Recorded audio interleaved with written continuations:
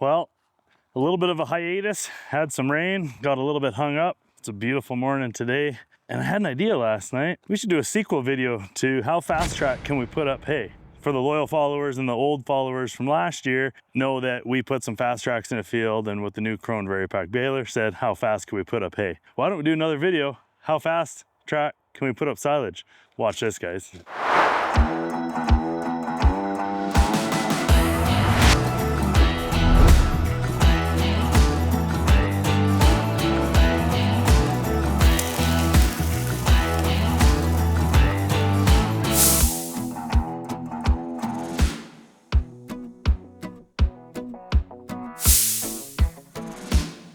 First things first though, I got to get a Fastrac hooked up to our triple mowers. I was going to use this one, brought it home last night. It's hooked up to the silage bale cart, but I was thinking, geez, our new Fastrac Icon we bought a few months ago is over here and it's got nothing hooked to it. And I just thought we've never had it hooked to an Icon because that's a legacy version Fastrac. So not only are we going to see how Fastrac we can put up silage, we're going to have a first for us today. We're going to go cutting with a Fastrac Icon. Let's do it. Well, like I say, we've never had the Fastrac Icon hooked to the triple mowers. Let's see how fast this goes.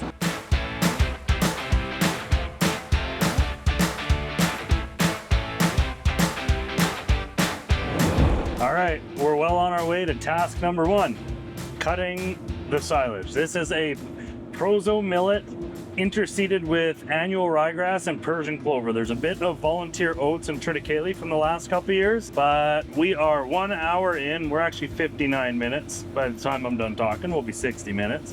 And we are 13.61 acres. So call it between 13 and a half and 14 acres an hour. Keep that in mind as well, that this is our headland pass. So we're driving manually. We're not using full GPS autonomous capability. So yeah, we're probably not as fast on our headlands. However, it took an hour to get the field opened up. We are exactly 3 rows in. Time to do some long curved lines. This field is in the shape of a moon, if you can imagine that. A little bit of an odd sized field, but that's okay. It actually works out really well because it gives us really long curved lines. So the less turning around we have to do on the headlands, the better.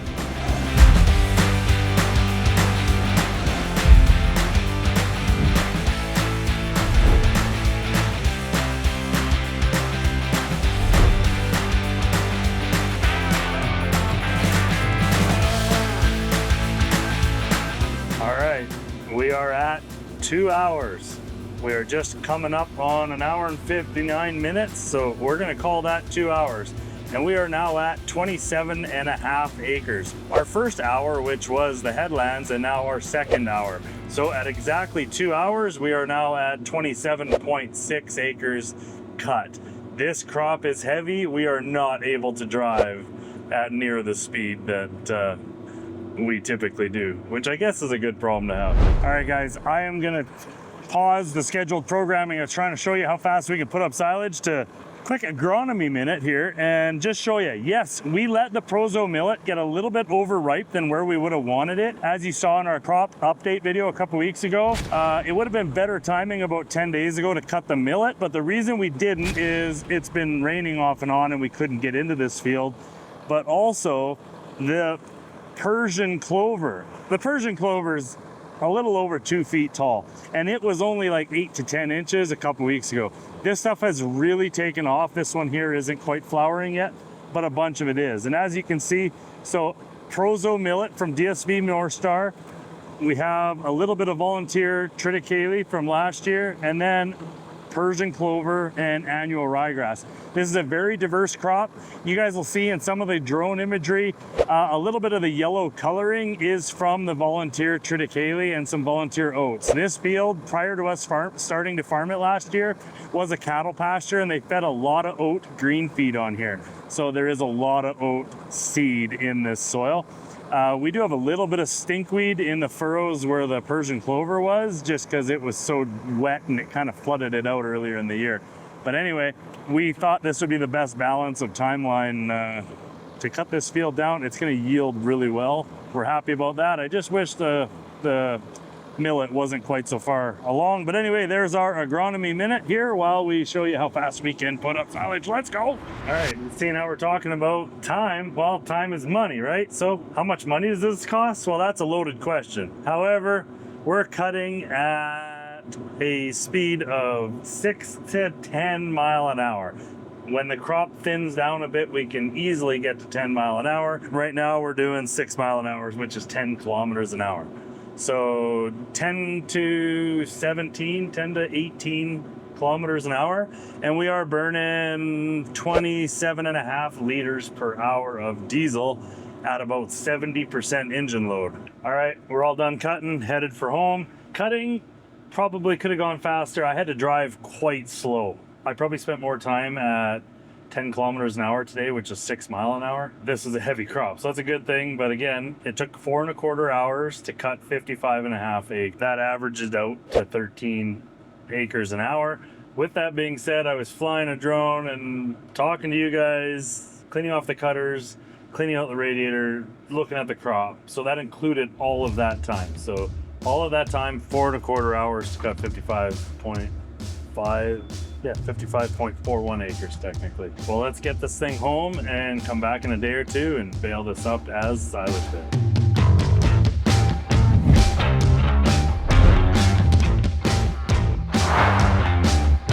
We got my dad here, we got Kyle, we got the young in training helper that you guys haven't met yet. So there's 4 of us here, and when we first got here this afternoon, we were all leaning on the side of the truck. We were just BSing, trying to figure out a strategy on how we're going to attack this hillside full of silage. And well, something pretty cool happened. We've all kind of gotten the rhythm here in the last couple weeks on silage. We've finished our dry hay. We're on to silage now. And next thing you know, we say, well, who wants to do what? It was like the starting of the Le Mans race. We all just picked a tractor, boom, ran to it and got started. I volunteered to hop in the Keltec bale wagon. Kyle hopped in the silage baler, and my dad is in the rake. So how cool is that when a team just comes together and all of a sudden, boom, Bob's your uncle and you're making hay. Well, silage. Yeah, let's hope we get this one done tonight and the humidity doesn't shut us down at 8:30 like it has been. It's been a moist year.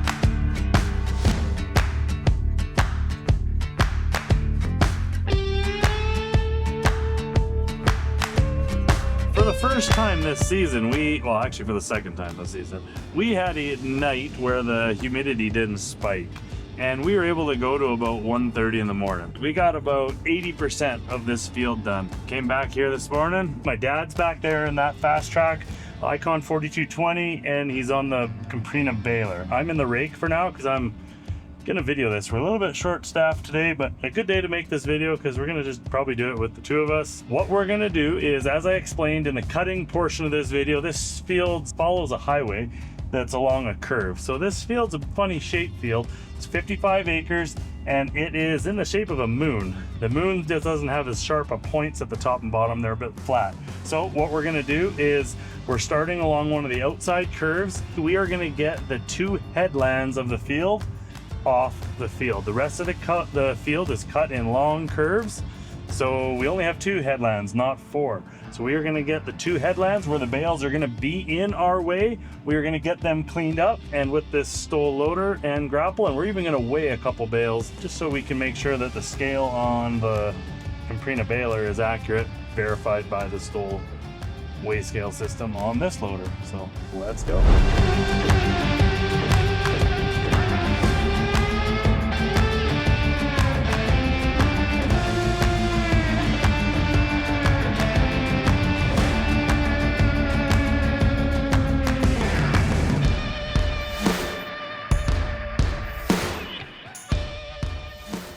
Hey Dad,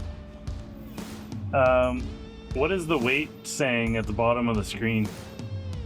624 kg. Okay, I'm just gonna check the weight with the stole loader. All right, guys, this implement screen comes up on the ISOBUS and the JCB Fastrac console. I'm gonna use the external joystick. I'm gonna squeeze the bale, and I'm just gonna lift the bale up off the ground. Coming back to the screen, I'm gonna hit this weight button, and all I'm gonna do is pull back on the joystick, and the loader itself is going to weigh the bale. As you can see there, it says 672 kgs. I'm actually going to redo it because, as you can see, I actually haven't driven the tractor into the bale far enough, so the bale's actually cantilevered out a little bit. So it's supposed to be reading 620 kgs, which is what the baler is saying, but I think because I didn't actually drive into the bale far enough, that's why it's reading a little bit heavier. So I'll try that again, but it's super easy to weigh the bales with this new ISOBUS stole loader. That is pretty slick to verify setups of balers. I stacked 80 bales this morning, so as we drop them out of the Keltec bale wagon, they're in long rows, so pipes. And out of those pipes, I started stacking, and I got 82 bales done in 71 minutes, which I thought was pretty fast considering I'm still not that fast on running that loader. I can tell I'm faster at it now at the end than at the beginning. Silage bales are something you gotta grab pretty precisely so that you don't wreck the plastic, and I'm able to get that precision. I'm gonna go bring probably a couple hundred bales over to the stack and then hop back in the Fastrac with the loader, make that stack grow. So, well, when life gives you lemons, you make lemonade. Or if you're a farmer, you stack silage. The thing about grabbing the 2 bales at a time is that they have to be tight. This grapple might not have the ability to grab them, or it actually doesn't have the ability to grab them if there's too much of a gap between the bales.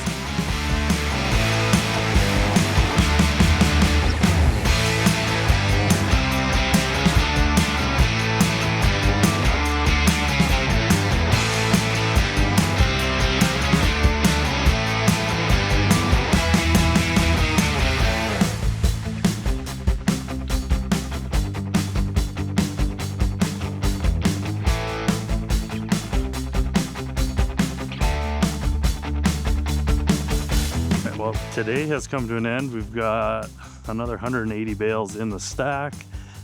It took us about 2.5 hours. I'll be documenting that on the timesheet. But in the meantime, I know you guys are curious how many bales we finished at, because we finished baling. And let's just fire this up. We're gonna bring the baler home. Let's see how many bales are on the counter. All right, and the total is 349 bales off of 54 and a half acres, call it 55 acres, 9.4 hours of baling time, and 204.7 tons. I need to make sure that this isn't metric tones or imperial tons. I'll have to verify that, but those are the numbers here, and well, let's let the numbers fly. We're in the home stretch of being done here. Let's add up all the numbers. We'll see you in the morning. The most exciting part of this video is about to happen right now. I know you guys have been patiently watching all the cool equipment, Fastrac specifically, in this video, but here's the stats. This field, it was not our best performance. It was average. It had its complexities. We weren't able to just start and finish like we typically do in some fields. We had to come and go several times. Took about 8 days with some rains and different challenges going on weather-wise to get this field put up. So we got to take that into consideration. That's what Mother Nature gave us. So here's the stats. Gross total, we got 348 silage bales off of this field. That is a pretty darn good yield because the millet, annual ryegrass, and Persian clover that are in these bales weigh out really good. So these bales are weighing out really well. We got a total of 138.7 tones off of this field and 348 bales. So these bales, as you'll see in the math in the corner of the screen, this bale or weight per bale added up really well.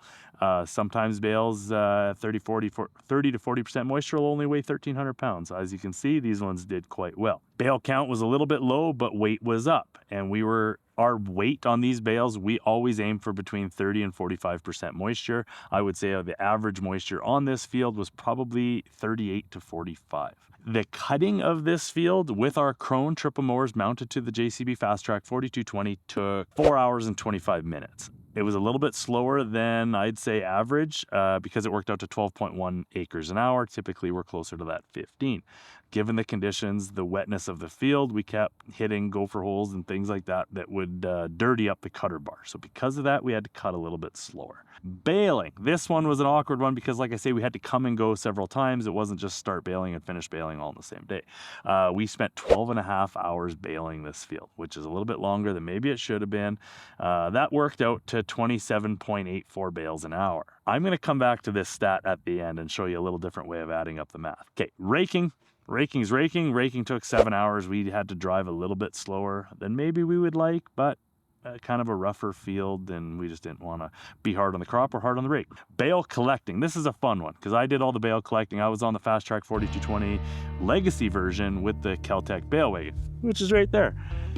And bale collecting took 7.5 hours of no grouping. So these are bales essentially that were put on their round side by the baler. I was picking up one at a time. Typically we try to group them together with the telehandler or Fastrac. This is a how Fastrac video. We didn't have the telehandler here. So this is a one bale at a time picking, and that took 7.5 hours, which is 46.4 bales an hour. So we were a little under our bale a minute average that the bale wagon can typically do.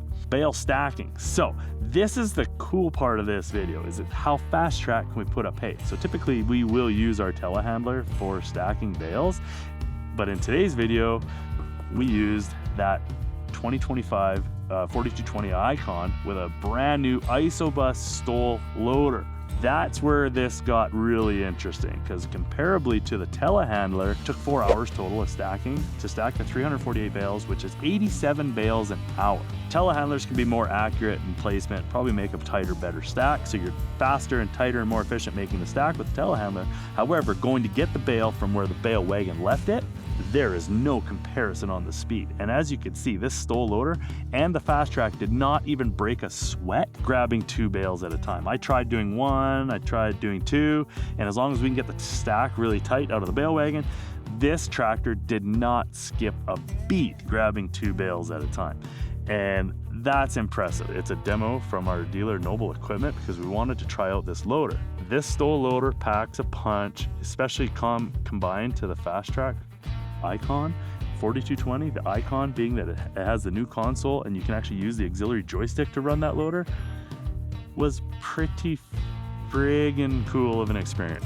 I'm gonna stack more of that. You're gonna see more of this in some more videos. But going back to the purpose of this video is how Fastrac can we put up silage. As you can see, I even wore my Fastrac shirt today as the finale minute of this video. We had a lot of fun playing with Fastracs, as we do, as we love.